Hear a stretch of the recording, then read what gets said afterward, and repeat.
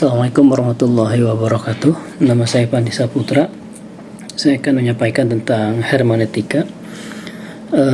Sedikit mengulas terkait hermeneutika. Mungkin ini bahasa sedikit agak asing karena berkaitan dengan filsafat itu identik dengan yang namanya satu negara yang kita kenal, yaitu Yunani. Hermeneutika berasal dari bahasa Yunani, yaitu hermenein, yang artinya menafsirkan atau tafsir, yang berasal dari kata hermeneia, yang berarti penafsiran. Dari segi sejarah, hermeneutika itu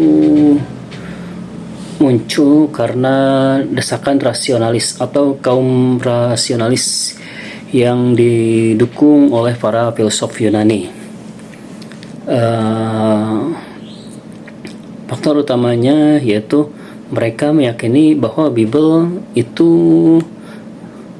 ditulis oleh Nabi Isa alaihissalam yang dipercaya sebagai Yesus. Ya, dipercaya sebagai Yesus. Kemudian ditulis itu oleh murid-murid Buddha, tetapi ditulisnya itu bukan orang yang pernah bertemu dengan Nabi Isa alaihissalam. Dalam perjanjian baru seperti yang ditulis oleh Markus, Matius, Yohanes, dan Lukas serta yang lainnya, bahwa Bible merupakan hasil karya penulisnya sendiri. Jadi hanya sebuah inspirasi ataupun bisa dikatakan imajinasi. Jadi Tuhan hanya menurunkan wahyunya saja. Hal ini berbeda dengan Al-Quran. Al-Quran diturunkan kepada Nabi Muhammad SAW. Kita berbicara dari segi turunnya Al-Quran ya, karena memiliki sanad yang jelas, wahyu yang jelas. Itu di Al-Quran. Hermeneutika dalam filsafat Yunani ini digemborkan pertama itu oleh Plato. Plato salah satu tokoh filsuf, diantaranya itu Socrates dan Aristoteles. Ya, Socrates dan Aristoteles itu gurunya Plato ya. Plato dengan jelas gamblang menyatakan hermeneutika artinya menunjukkan sesuatu. Kemunculannya yang didahului oleh karya-karya dari guru-gurunya dia sebelumnya.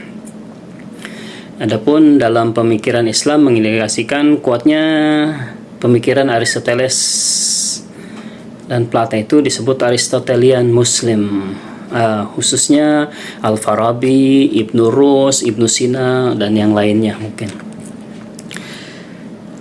Pada umumnya hermeneutika itu berkisah pada tiga hal atau penafsiran pada tiga hal. Pertama, the word of the reader, pembaca. Kedua, the word of the text atau dunia teks, penafsiran teks, pembahasan pembaca, dan juga penafsiran pengarang atau kita kenal dengan tafsir kata dengan kata atau penafsiran antara pengarang dengan pengarang. Hermeneutika itu banyak dipergunakan oleh cendekiawan Kristen, terutama Kristen Protestan, karena mereka tidak merasa puas dengan penafsiran gereja berdasarkan teks perjanjian lama dan baru. Tuh. Ada beberapa ragam teori hermeneutika, diantaranya teori hermeneutika yang menitik beratkan pada metodologi atau cara penafsirannya.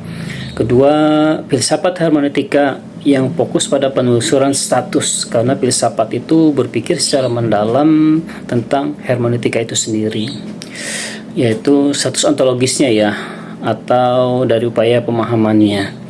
Kemudian hermeneutika kritis yang menekankan bahasa atau penyebab-penyebab distorsi atau perbedaan pemahamannya tersebut.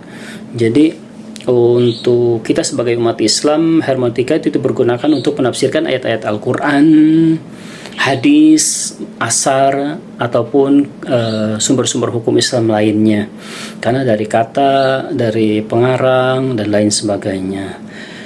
Jadi Metode hermeneutika dianggap sebagai pengembangan nilai, sebagai kontekstualisasi satu cabang ilmu, terutama dalam Islam, ilmu tafsir Al-Quran dan hadis. Jadi hermeneutika sangat penting sekali untuk kita memahami lebih jauh tentang Al-Quran, hadis, asar, dan lain sebagainya. Terima kasih. Assalamualaikum warahmatullahi wabarakatuh.